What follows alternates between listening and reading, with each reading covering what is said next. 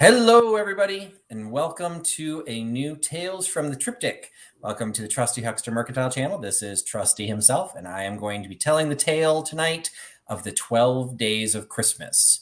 There's more to it than you might think, and hopefully you will be entertained this evening. I don't anticipate this one going as long as some of ours have gone in the past because there's not as much depth to go into some of these.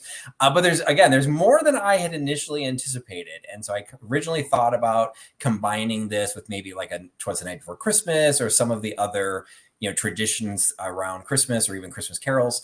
But there was enough in here that I'm like, you know what? We're going to do this as a standalone. So this is the last triptych, last Tales from the Triptych before before Christmas actually happens next weekend. So figured that this was the time to get into the 12 Days of Christmas. So again, this is Tales from the Triptych, and you got 2/3 of the triptych coming in this evening. Unfortunately, Nate is not able to join us this evening, so he will not be hanging out in the chat with us. But I do have, as ever, I've got Katie from Vintage and Vinyl. She is here representing the second third, and she'll represent Nate as well for the rest of the triptychs. How you doing tonight, Katie? I'm doing great, Patrick, and I'm so excited to learn more about this because this is something that I've heard about through the years and listened to, obviously, on the radio, CDs, vinyl, and I had no clue the meaning behind it. It's just something I've kind of sung along to, so I'm really interested to learn more. And I do see quite a few people already joining us in the chat, so I'll say a quick hello to Carrie coming in from Texas, Angela H., Cam's Folly is here. Welcome, Cam. So glad you're joining us. Sam Doyen, Stud with a Stash, is in the chat. Brian Hance, Deb Sherman, Tim coming in from Canada. Tony, Butterfly Nurse, is here. Jerry, My Flea Market Treasures. Bree, Cheryl, Vintage Love and Nerd. Peterson, Vintage and Vino, and so many other folks. So thank you all for tuning in tonight. I appreciate you being here. And yes, I am representing Nate as he is unable to join us this evening. So yes, thanks so much for everyone joining in. So remember, for those who are joining in, this is a live chat, so your questions are welcome. Not sure how much variety of questions we're going to have, but I think I'm going to cover some things that are going to throw you off. So be prepared, buckle up, because there's some stuff that definitely caught me for a twist as I was going through it. And I already saw before we started, some people were chatting about their favorite parts of the 12 days of Christmas. So as Christmas carols go, Katie, where does the 12 Days of Christmas fall in your, upper half, liking it as a carol, lower half, like not being a fan? What are you thinking of the 12 Days of Christmas? I think it's okay. I don't find that it's one of my favorite carols because it's not something that we sung a lot growing up. It was just something that when it came on the radio or on a CD, we would listen to it, but it wasn't as big in our family as like, "O Come All Ye Faithful" or "Silent Night" or "It Came Upon a Midnight Clear." But I do really like the 12 Days of Christmas. It is just not in my top, but it's not in my lower. Okay. So I'd put it in the middle somewhere. Fair enough. I would have to say that it's, again, probably you're right. It's not one that probably gets sung a lot because it is relatively long. And it can get a little boring, after a while, because it is a little repetitive. So hopefully everyone who's watching this, they know and are familiar, because I am not giving you a rendition of this song. That is not part of tonight's entertainment. But I will admit that I've fluctuated even from the original background to it. Is which one was the 12th? Was the 12th day of Christmas? And I see if you have a voter, you probably know this. Is the 12th day of Christmas Christmas Day? Or is the first day of Christmas Christmas Day? Ooh. What's your thought on that? Now that's interesting. Well, I would think the first day of Christmas would be Christmas Day. And that you are correct. That is the way it's structured. I think it's like retailers kind of created the other philosophy where you could then do sales and do all these different things up to the 12th day of Christmas, which would then be Christmas Day. But actually, from a retailer side, you could extend Christmas 12 more days, if you're selling birds. So it is just one of those, you don't really think about it. And that's the thing that I thought was really interesting about this song, is you don't really think about it until you really get into the details. So, most people are going to be familiar with the lyrics. And if you're not, this graphic kind of gives a nice little reminder that if we jump to the 12th day of Christmas, 12 drummers drumming, 11 pipers piping, 10 lords of leaping, 9 ladies dancing, 8 maids a milking, 7 swans a swimming, 6 geese a laying, 5 gold rings or golden rings, and I have the person you can blame for that if you disagree with how that one goes. 4 calling birds, there's notes on that one as well. 3 French hens, 2 turtle doves, and a partridge in a pear tree. So so on the first day of Christmas, you get the partridge in the pear tree. It is so Christmas Day would end up being the first day, and the version of the song has changed over time, but the history of this is way older than I thought it would be. We're gonna let's take a guess. We're gonna let some people in the chat take a guess. You're gonna see who comes the closest to it. But the lyrics of this in its basic form, again, some things have changed over time, but the lyrics in its basic form were first written down and published in a children's book called Mirth Without Mischief. And when do you think that was published? Or when do people in the chat feel that was published? Knowing that these were the gifts, again, with some variations, but these were the gifts that were given. Do you have a guess, Katie? I would probably say 17 or 1800s. And you are correct. It was first written down. There's some question that it may have existed prior to that what was written was actually just, this was the first published version, but that it was probably a children's game. And it was first written down in a children's book in 1780. Now, wow. I do, anything with the Triptych, we always like to talk about collectability and things like that. So I will just throw out now, if you have a first edition of anything written in the 18th century, there's going to be value. Now, this is not an 18th century version of it. This is a reproduction, but it's the only thing I could find with a cover image. The actual a first edition, the last one that sold in 2014, and it sold at Sotheby's for $23,000. Holy. We've got a bolo. Anyone looking for 18th century literature, as long as it doesn't have an acid green cover, you've got a amazing printed be on the lookout for something. It's beyond it just being the first edition. It's the first edition that included all of the original lyrics from the 12 Days of Christmas as a list or as a poem. It doesn't technically rhyme, but it was not set to music until much later. But what I found interesting about this is if you are an aficionado of Colonial Williamsburg, which my daughter and I are, you will actually probably recognize these. These are, I can't remember the character name that they did at in Colonial Williamsburg, but they sell these really skinny, long-limbed stuffed dolls that you buy to make these letters. So this is also the first time that Nimble Ned's alphabet and figures were put together to create these letters. So there's multiple reasons why this book would be collected, but it is the first known or recognized publication of the original lyrics. It was set to music much, much later. There's some arguments about who actually set it to music. Frederick Austin is given credit for turning it into 5 gold rings as opposed to golden rings, which I personally feel is weird when you say it. You kind of have to hold out that one note.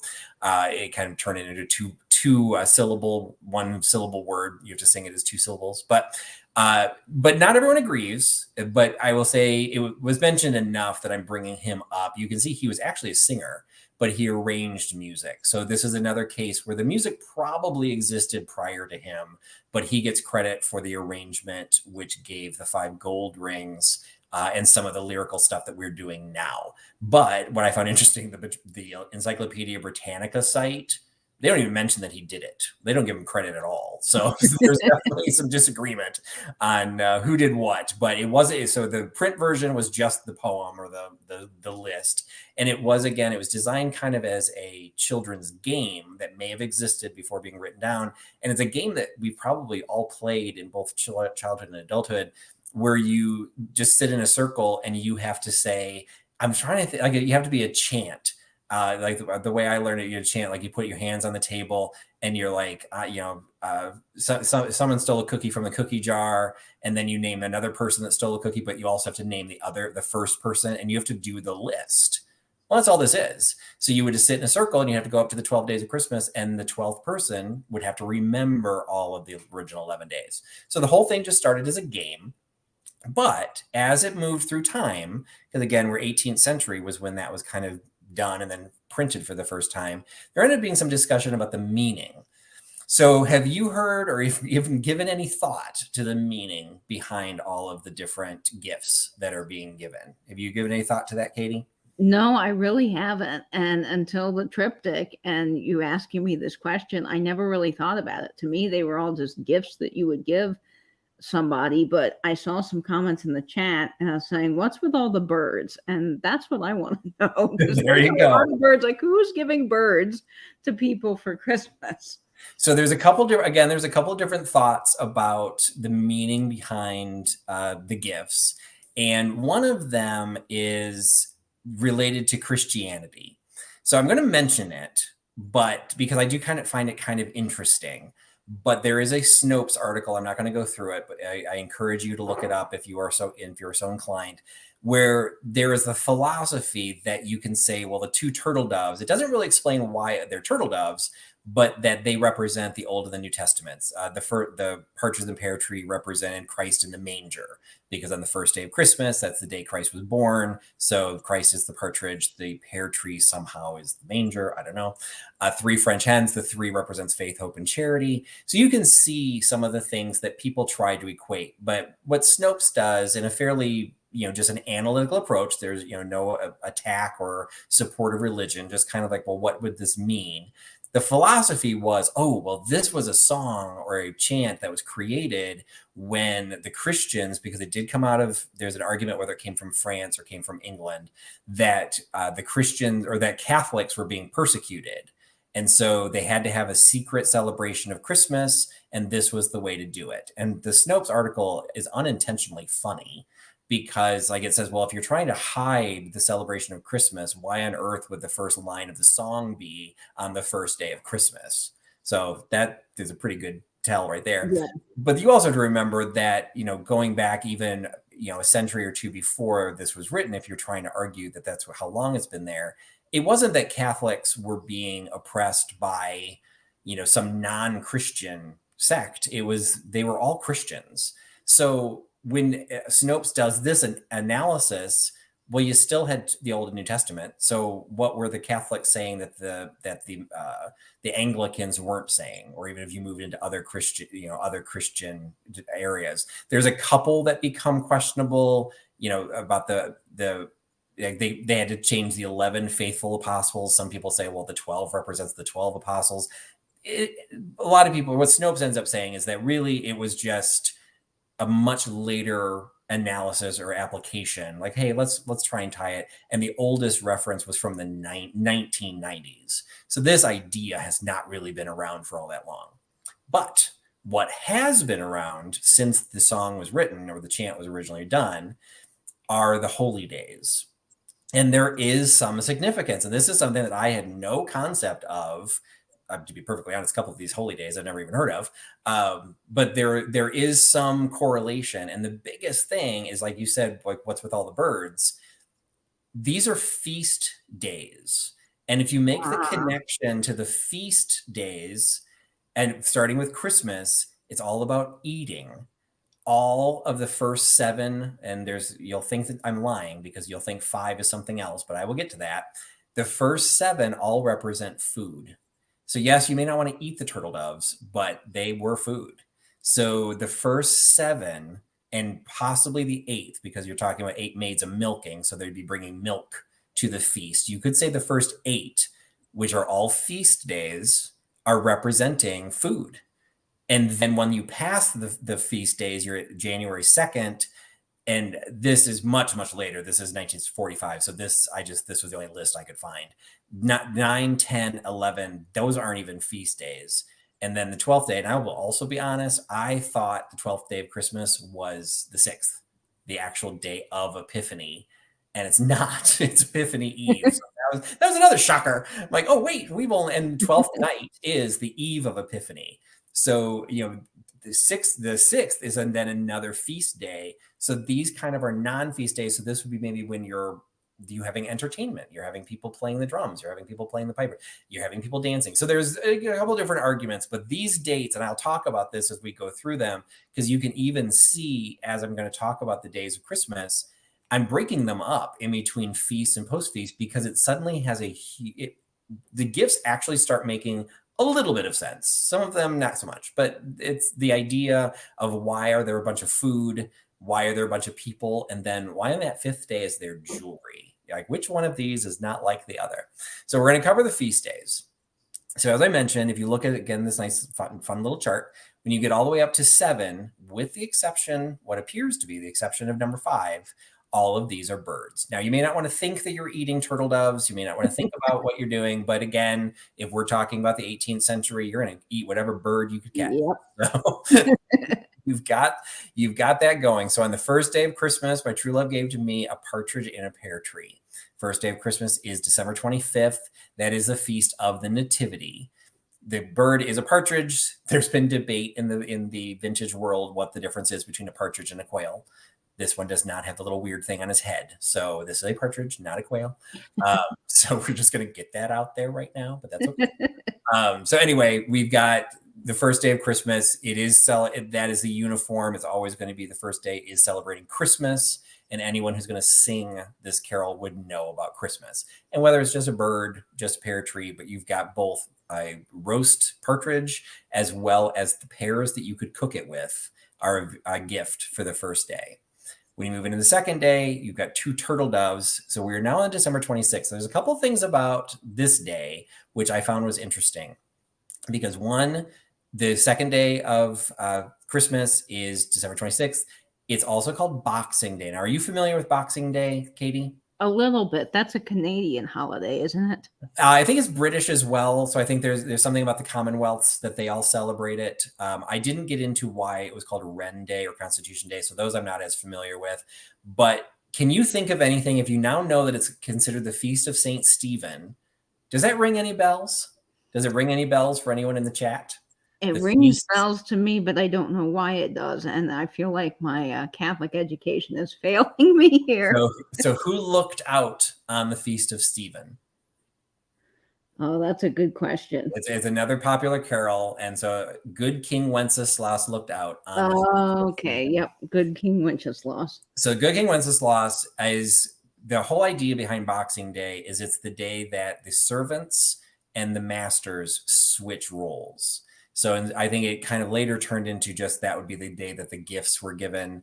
But theoretically, this masters would actually serve their servants. So they would give them breakfast in bed or give them breakfast, or there'd be some level of that.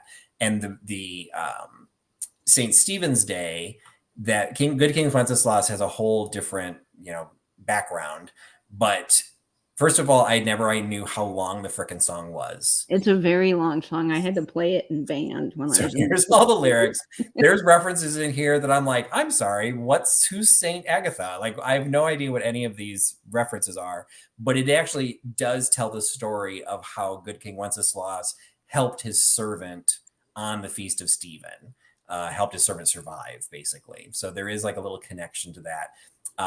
And so you've got the turtle doves. You could argue or say it is St. Stephen's Day, Boxing Day, whatever you call it, is a representation of a master and a servant. So the reason it was the 2 turtle doves were put on this day, one represents the master, one represents the servant. That's a little bit more of a stretch, but there is some connection to it. And what I found almost as fascinating as anything else was why a turtle dove is called a turtle dove. Do you have any idea why a turtle dove is called a turtle dove? Maybe because of the way that they look. I don't know. It's the way that they sound. So it's a specific bird, and it's part of a genus or a species. I can't remember which level it was. And the species is something very long. I don't think I pulled that one out. Sorry. And I can't find my note on it, but there's some Latin name. And then the second word is turtur. So that's what comes on a turtle. And the turtur was just a Latinization of the purring sound that those doves made. So tur, that's literally where turtle dove comes from. It's just about the sound they made. They have nothing to do with turtles. They don't have shells. They have nothing else, but that's where they come from. So they are still considered a songbird, But there's when you get old enough, there are people making some pretty nasty meals out of songbirds. So they were not protected just because they sounded pretty. But so that was the turtle doves on the second day of Christmas. And so the second, and again, so we're on a feast day. It's the feast of Saint Stephen. And now you've got the turtle doves being served, master and servant being served. Third day of Christmas, you get the 3 French hens. So we are now on December 27th. This was something I never mentally did this math. I never considered, well, what day of Christmas is the day of Christmas? So it's like the third day of Christmas is now, the first is the 25th, third is the 27th, which is Feast of John the Baptist. Now, I couldn't really find any connection or any knowledge of why there would be 3 hens other than it being the third day. There was a little bit of a connection that some of the stories were between John and his brother, and I think it was Peter, that they kind of became a little trifecta of their own to force change into Christianity. But again, that's probably more of a stretch, but there can be some connections. So it's not trying to protect the dogma or trying to teach the dogma of Christianity or Catholicism, but there are some connections. It's a feast day. You're going to eat. If you're going to eat anything, you're definitely eating some hens. So fourth day of Christmas, I found fascinating because this one actually has some history that I actually found some history. So the 4 calling birds, fourth day of Christmas, that is December 28th. For those who really know their catechism, December 28th was Holy Innocents' Day. Okay. I am a recovering Catholic. I did my catechism. I did CCD. I have been confirmed. I could not have told you for my life what the Holy Innocents' Day are. So do you know what the Holy Innocents' Day is, Katie? I do not, and I went to 4 years in a Catholic school, and I clearly did not pay attention in class. Now, personally, I feel this is one of those things that we deserve the right to forget because it's horrible. And so the Holy Innocents' Day was the day that King Herod had all of the infants killed because he had a prophecy that the King of the Jews had been born and would take over the throne. And so he wanted that to not happen. So he killed all of the infant males on December 28th. So on December 28th, it is the Holy Innocent Day. So super, super dark day, but it's connected obviously to Christ child's birth because, the prophecy came out. So he had to kill any child that had been born within the last, I don't know how far back he went, but like children born within the last month or last year, I don't remember. Didn't really get into that level of detail. But that is Holy Innocents' Day, and that is actually a feast day. So let's eat to celebrate the death of children, but we're not going to talk about that. And I think that's why Jesus went to Egypt. Yes. Yeah, there's a whole story there. So the story, though, that has a little bit of background is when the story, so this is just an image of a calling bird, which is what the lyrics now are. But if you go back, this is one of the few that actually has some history in its original version. If you go back to the children's book was written that the term was a collie bird, Colly. And Angela's asking about that in the chat. So perfect. Okay, perfect. So collie was translates to basically dark as black or a black. So it'd be a black bird. So the idea between having a black bird served to you on the day of the Holy Innocents feast day, you would be having a raven, you'd be having some sort of a dark colored bird to celebrate the darkness of that day. So there actually was significance to having a collie bird. It's a term that didn't survive. I don't know if it was Old English or Middle. I'm not exactly sure what origin that term was. It just didn't survive. So when we blame the dude that put it all to music, try to contemporize a little bit into at least 19th century text, if not 20th century text, and you turned it into calling bird. So both are technically correct. Collie is the older of the term, but I found from a history standpoint, the fact that it was a blackbird was interesting because, again, if you're looking at this now from a totally different perspective, that these are birds that were being served on feast days, you now have the reason a black bird would have been served on the day of the Holy Innocents because it's such a dark day of, probably there are many depressing feast days in the Catholic Church, but that's one of the deepest or darkest. Okay. So Angela was asking if that's related to coal black. That I didn't see a reference to that, but that doesn't mean it's not. So it's spelled Colly, and I'm sure there were variations that turned into other things that reference black, but I'm not sure where the origin of the word coal came from. So I'm not sure which predated. So it's possible, but that one I don't know. So I kind of alluded to this earlier, and this was probably the game changer for me in doing 12 Days of Christmas. Because if you go back to the original idea that the 12 Days of Christmas, you had basically the first 7 days all had birds except for the fifth, and then it switched to people. Well, guess what? 5 golden rings does not represent jewelry. So the 5 golden rings, so first we're on the 5th day of Christmas, we're December 29th. It is still a feast day. St. Thomas Becket of Canterbury murdered at his altar. Lovely, lovely story. Wonderful thing to eat and have food about. But so that is St. Thomas. There's no connection, to my knowledge, there's no connection of how this bird got assigned to this day. But it was the 5 rings were a ring-necked pheasant. So they were That's golden. a pretty bird. Yeah, so this happens to be a golden pheasant, and I also found ring-neck pheasants.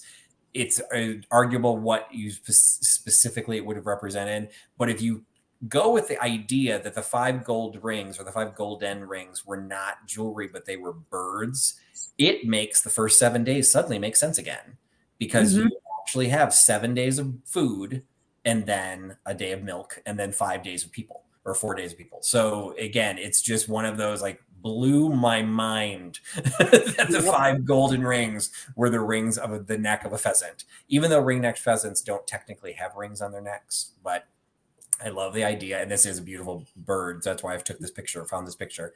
I could totally see this being gifted. Of course, then you're like slaughtering it and putting it on a plate, but whatever, we're eating whatever we need to eat. So 5 golden rings, at least in one interpretation, which to me makes so much sense.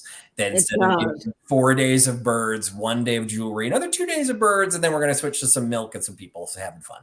I mean, this clearly is something I never knew, because I just thought it was rings. And of course, if you see any representation of the 12 Days of Christmas, even on Instagram, if you go to their little GIFs or GIF section and you type in 12 Days of Christmas, 5 rings come up, or 2 absolutely. Even the one I grabbed, like there were no versions that put birds in this place. And this just makes so much sense. So it's really bringing this carol to life. I think I'm going to pay more attention to it now when it comes on.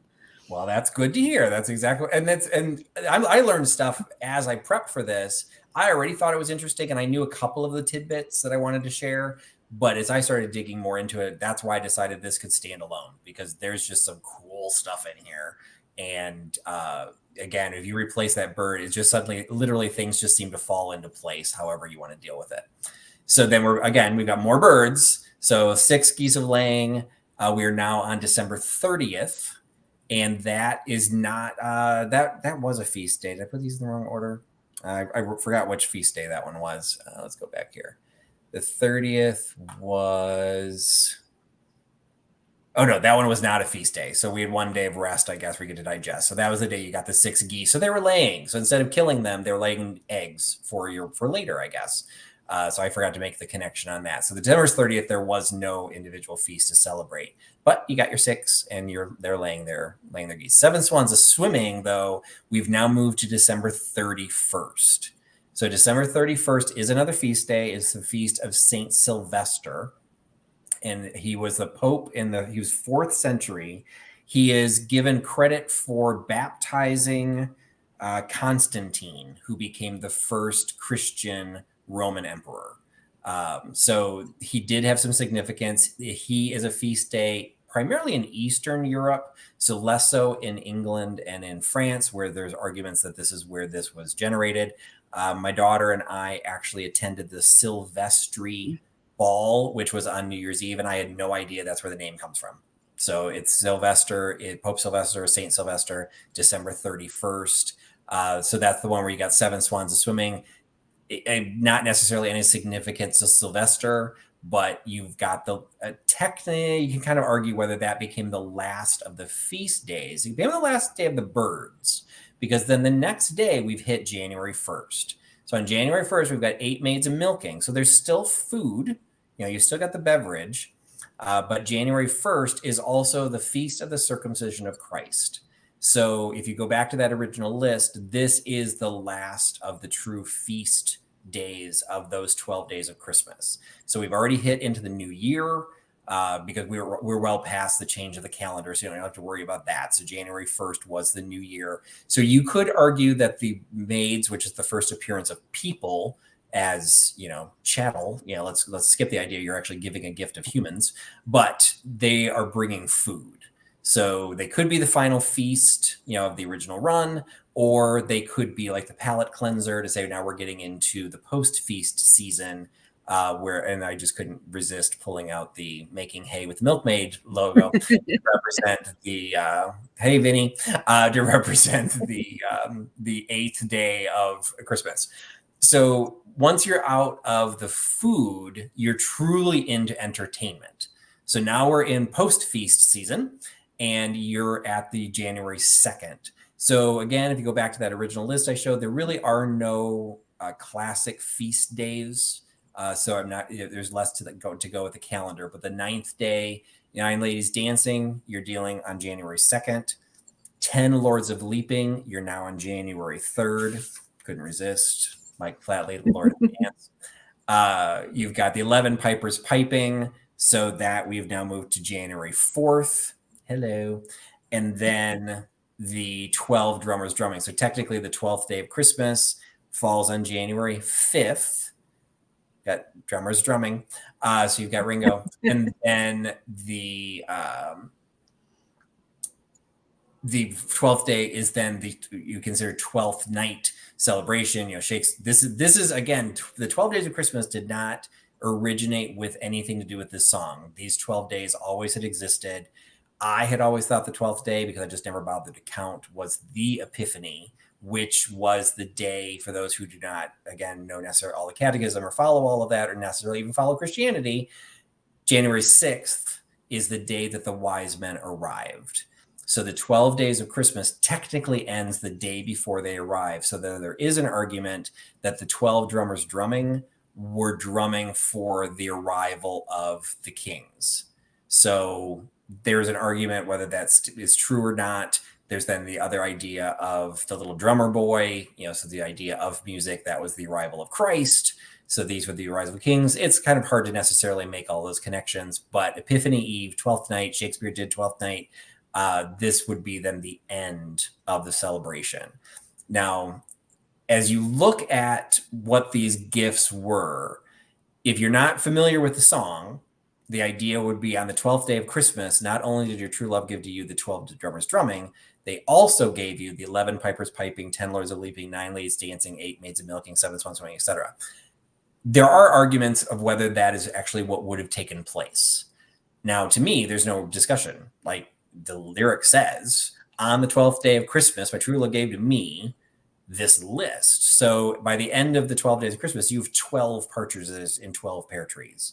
Other people argue that is not the case, that they just got the 12 drummers and you were just remembering the other gifts and you've got the memory, whatever. There actually is a cost calculator that talks about how the costs of the 12 days of Christmas go up. So this year, the 12 days of Christmas will cost you $41,000. Wow. Buy your true love all of the 2 turtle doves, the 5 golden rings. Now, this is also, again, this is using golden ring as jewelry. There are some interesting things in this article, which I found fascinating. I meant to write it down. I must have put one of my notes to the side. But they talked about what they used for the pricing. So like the inflation prices of some of the individual pieces, including the cost of getting 10 lords of leaping, was up 12%. But they put in here where they got their costs. So if you want 10 lords of leaping, you're actually getting 10 men from the Philadelphia Ballet. So wow, they just calculated, how much you want to rent somebody from the Philadelphia Ballet to come and just jump around for you. By the time you're done and they keep all of the pricing is all the same, it jumped from $38,000 to $41,000 in 1 year. So it went up 5.7%. So Holy moly. just a fun little tidbit on actually what it would cost if you were crazy enough and had the storage space to have all of this. I wonder if someone has actually tried to attempt this. That's what I want to know.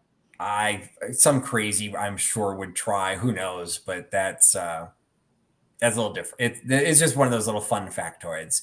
And you can go back and look at the pricing and see how it changed, year to year. But at least over the last year, we did have a jump.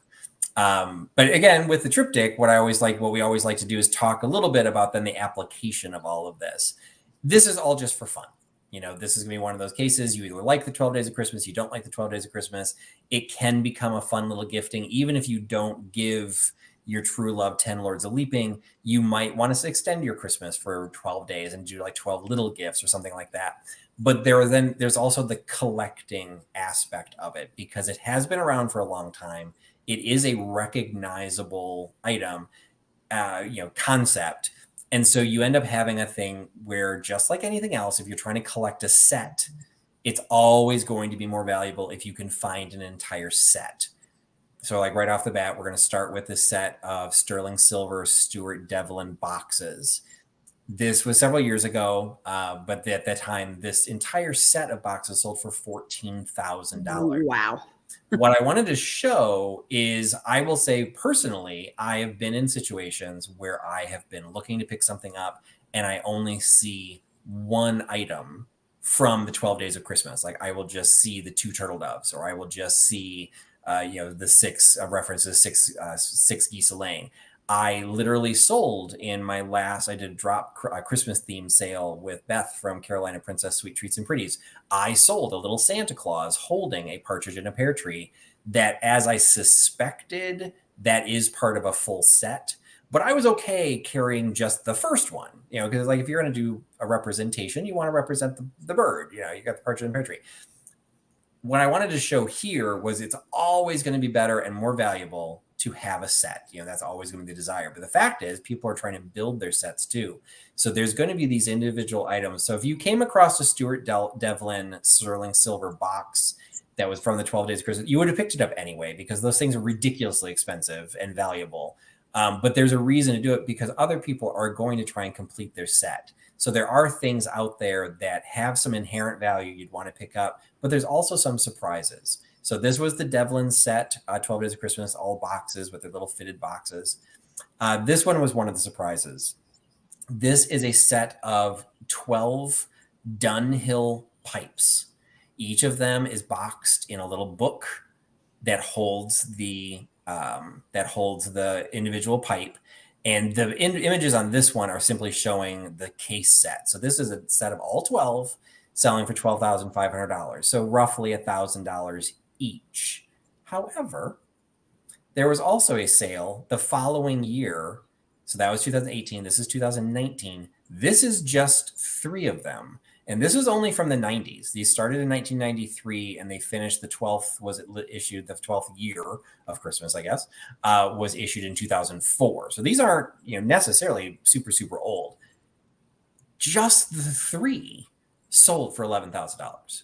So that is bananas. Sold basically for the same price as the entire set of 12 the year before, because now you're catering to a different audience. You're catering to someone who somehow along the line had picked up 9. The likelihood you need these specific 3 is odd, but somebody probably needed 1 of these, or maybe even 2 of these from this range to finish their own set, and they're going to pay more to fill that in. So I am not sure I would have picked up a 1996 Dunhill 6 geese a laying pipe.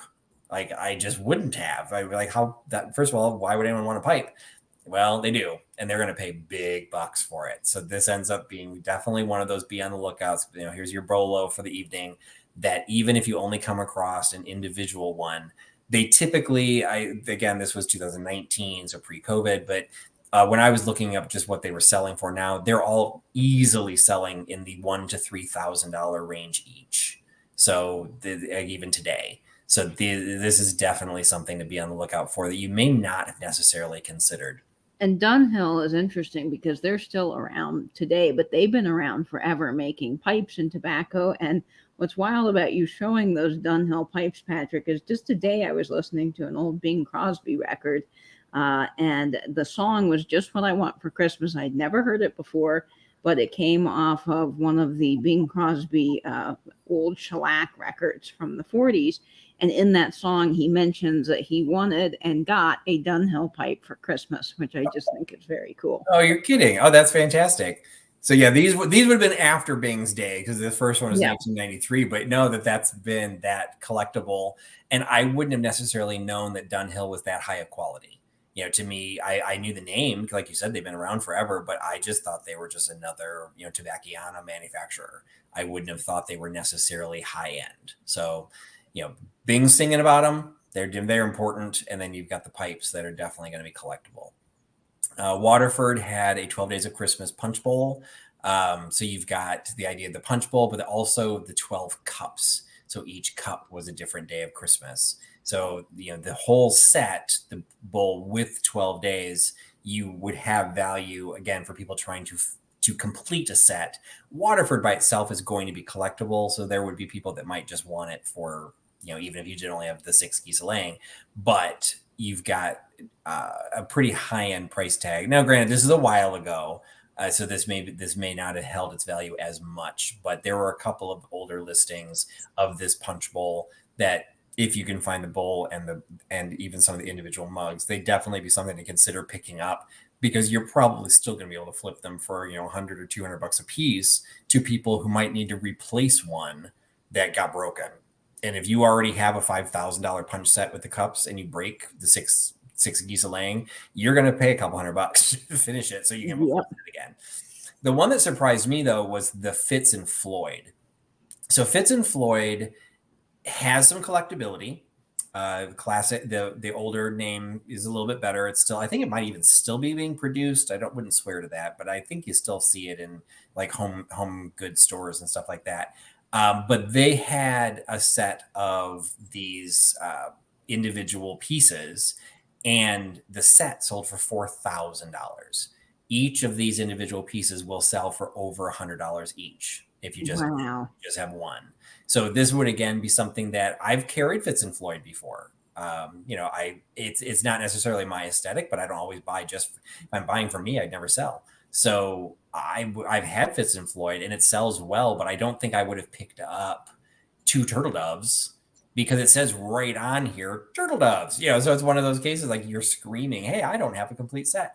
But the complete set sells for big bucks, and the individual pieces will sell well as also because people need to complete their sets or replace a damaged piece or something like that. Like this was specifically saying they're in flawless condition. So this wasn't that long ago, and they're selling. So Fitz and Floyd, 12 pieces of Fitz and Floyd for $4,000.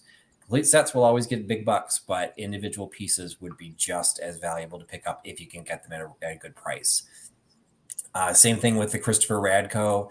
These were a new set, all new with tags. I don't think this one confirmed the age of these. I mean, Christopher Radko, I think, has been around since the 80s. So I'm not sure how old this particular set was. But this, again, even with Christopher Radko, I probably would not have picked up one piece that just, from a 12-day set, because I just wouldn't have thought there'd be any value in it by itself. Well, when the set's selling for $2,700, there are people that are trying to finish that set one piece at a time or replace a piece that they broke. And we deal with glass, they're going to break. So this would definitely be one of those to be on the lookout for. That wasn't that long ago for this to sell for that much money. And Christopher Radko in general, most of the ornaments do sell for good money online because they're well made and they're very collectible. That's true. And then Reed and Barton had a 12 Days of Christmas set. Now, this one was also in a wooden chest, but this was just this year. And what I find fascinating about this, and I wanted to keep this in here, because look at the date. This sold on January 25th of this year. There are a lot of people that feel you don't sell Christmas other than in the fourth quarter. Like you sell all your Christmas online in October and November before people are decorating. That is not true. So for people that are resellers, everyone has different philosophies, and you can do whatever you want. There is nothing that says anything from the Triptych is trying to tell you what to do. But this is just a really good example that this sold after everyone had packed up all of their Christmas stuff. I mean, this could have been a case where this was a homeowner's, they owned it and they're like, okay, I'm done displaying it for the year. You know what? We're moving this summer. I don't want to move this with me. I'm going to sell it. And in January, they sold it for $2,400. So again, these individual pieces, Reed and Barton quality, but to me, not the highest quality that I would have picked out an individual piece. I wouldn't have cared to get, well, actually, and sometimes it's the way they're designed. Like if you open this one up, you could have the 12 drummers drumming or the pipers piping. Those could probably stand alone because they're just representation on their own. Like, why would you want that? The little leaping lord is doing he's like a disco move going on. But when you get into the two turtle doves, it's just another obvious it's part of a set. So sometimes it'll change a little bit based on how they're designed, but the Reed and Barton, I don't know if I would have picked up an individual piece just thinking, you know what? I don't have the set. I'm not going to deal with that. Selling for $2,400, $200 a pop. If I could find something for the right price and I can flip it for $100, it'd be the right thing to do. So It's just, again, it's one of those cases that this was just, I kind of went through Worth Point to just say, what were the surprises of the 12 Days of Christmas that were selling for bigger tickets? And these were the ones that came out. So, and I have a Reed and Barton burlwood jewelry chest that's just great quality as well. Excellent. And that's it. That's all there really is to the 12 Days of Christmas. I knew this one was going to be a little bit shorter because the history I found is fascinating. There's not as much to talk about the collecting, except for a couple of those little surprises that kind of goes against the idea you'd have to collect as a set. Even I was surprised by some of them that okay, you know what? I would probably, particularly that Fitz and Floyd one, I would now definitely reconsider. If I came across an individual piece of Fitz and Floyd, you know what, maybe that one is worth picking up and just, trying to resell it by itself. So lots to offer, and hopefully some education in there that you can just, next time you hear the fifth day of Christmas, you can question, wait a minute, are they getting jewelry or are they getting five ring-necked pheasants? That is totally fascinating, Patrick. I learned so much tonight, and it's definitely going to be something that I will tuck away in my hat. When I hear that song, I will know much more about it and appreciate it more, I think. Sometimes I think with these carols and things that we're just so used to hearing, we forget to maybe look into the history of them, and it really does bring them to life. Absolutely. And that I wanted to have fun with this one. It's the last one before Christmas. People, a lot of people are off school now, or they might even be taking their vacation days. I wanted this one to be light and fun, and I had a lot of fun researching this. So I'm glad everyone joined us, and I hope everyone else enjoyed this as well. And thank you again, once again, of course, Katie, for being part of the Triptych and hanging out with me on tonight's Tales from the Triptych. And I'm glad you got something out of it too. So going forward, the Christmas season is coming. So I know that's changing a lot of channels. I know some people have ended their live sales for the rest of the year, but what do you have coming out on your channel over the next couple of weeks?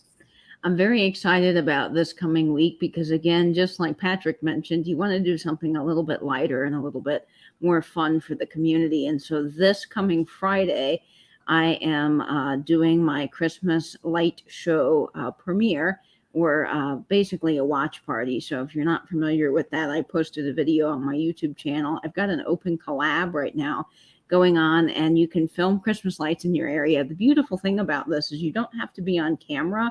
If you don't want to, you can just film Christmas lights. You can post a little video on Instagram or your YouTube channel.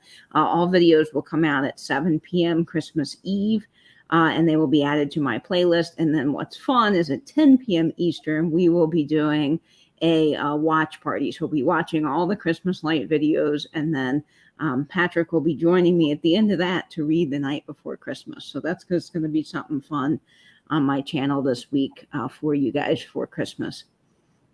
And then you're also doing a Christmas themed, isn't our duo dive Christmas themed this week? Yes, that's right, Patrick. We have a Christmas themed duo dive, and Mrs. Santa Claus will be joining us. If you follow her over on Instagram, I really hope that you do, because she's got some amazing things. But you know that she has the best collection of vintage Christmas. So she'll hopefully be joining us on Wednesday for a duo dive, and that will be at 9:30 p.m. Eastern on my YouTube channel. Fantastic.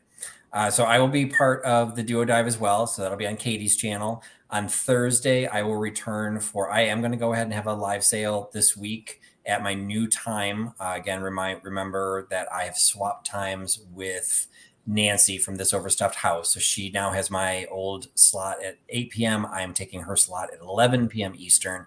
It'll be a short sale because that's the 23rd. So it's getting closer when people are taking off time. I know I've got Friday off, but that's one of the reasons I decided to go ahead and do it, because I will actually not have to get up in the next morning.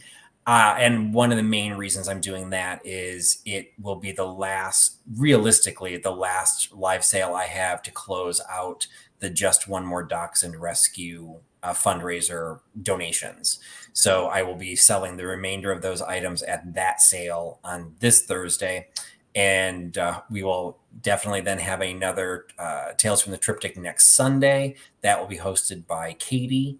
So that'll be on her channel. And then that week, she and I are doing a joint sale on the duo dive slot. So we've got there are still going to be some post-Christmas sales coming up. And it's really, there's nothing specific. Actually, the one that Katie and I are doing will be a lot of fun. I've been buying for that one. It's going to be an advertising themed sale. So hopefully it's going to be the middle of the week. People just, we're just going to hang out and have some fun. So watch both of our channels for some of that information that's coming up.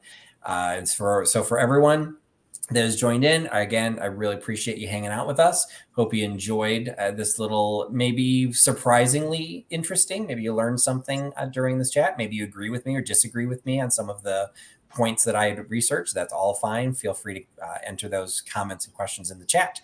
But at the end of the day, this was something I wanted to do that was fun. Wanted to do a Christmas themed triptych before Christmas. So if we do not speak to you again before the holiday season wraps itself up, we do wish you the best and safest of holidays in whatever way, shape, and form you celebrate them, even if you choose not to. And just be on the lookout for the next time Katie, myself, and also Nate, the third part of the triptych, when he was able to return, see what we've got coming and hang out with all of us, because we're all here to have fun. So thanks for everybody's time, and thanks for putting your trust in Trusty Huckster for the night. Talk to y'all later. Bye-bye. Bye, friends.